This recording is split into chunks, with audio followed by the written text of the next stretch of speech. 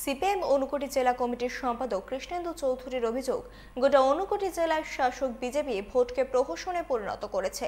Vote গ্রহণ প্রক্রিয়া শেষ হওয়ার পর হালেরপাড় পঞ্চায়েতের ৩ নম্বর আসনের সিপিএম প্রার্থী হিরণ খানের ছেলে রয়েল আহমেদকে প্রকাশ্যে মারধর করা হয়, সাথে প্রার্থী হিরণ খানকেও শারীরিক নিগৃহ করার অভিযোগ উঠেছে। আমাদের তো এটা সবাই জানা, সারা রাজ্যে আজকে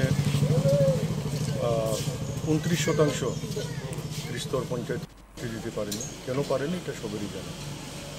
এই অবস্থায় দাঁড়িয়ে আজকেও সকাল থেকে ভোট গ্রহণ চলছে। বিভিন্ন জায়গায় কিছু আমাদের ভোটারদেরকে বুঝিয়ে দেওয়া হচ্ছে। মাত্র একটা খবর পেলাম, আমাদের বিশিনগর তহসিল কাছারিতে আমাদের পুলিশ এজেন্ট ছিল, তাকে বের করে দেওয়া হয়েছে। এদিকে নূরপুরেও সকাল থেকে গণ্ডগোল চলছে।